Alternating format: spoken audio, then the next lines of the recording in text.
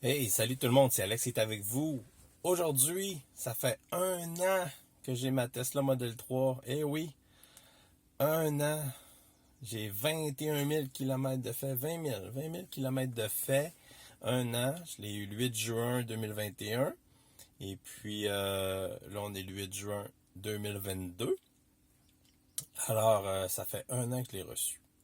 Je ne sais pas si vous vous rappelez, l'année passée, j'avais fait une vidéo, celle que vous voyez à l'écran présentement, qui était pour calculer la capacité de votre batterie. Parce que cette information-là n'est pas affichée dans aucun endroit directement de l'ordinateur de votre Tesla. De votre interface, là.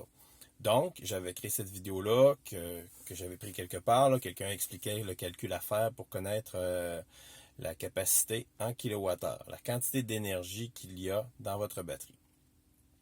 Alors, je me suis dit, après un an, c'est le bon moment pour revérifier ça et puis voir si ma batterie s'est dégradée et de combien.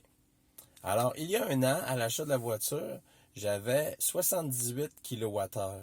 78,7, disons, là. Disons 78 kWh dans ma batterie de, de capacité là, d'emmagasinage d'énergie. Alors aujourd'hui, je vais faire le calcul pour regarder combien je suis rendu un an plus tard. Alors, allons voir ça tout de suite. Alors,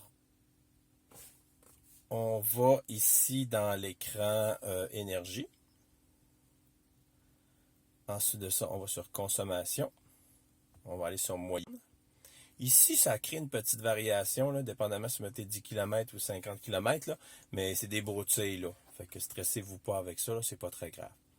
Donc, ce qu'on fait, on prend le chiffre ici, donc 203 fois 90 divisé par 24. C'est sûr qu'ici aussi, le pourcentage, c'est bien de le faire quand il vient juste de basculer à un autre chiffre. Euh, mais encore là, c'est des petits détails, là, des petites variations.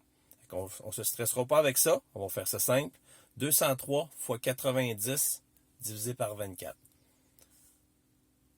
203 fois 90 divisé par 24. Donc, 203 fois 90 divisé par 24.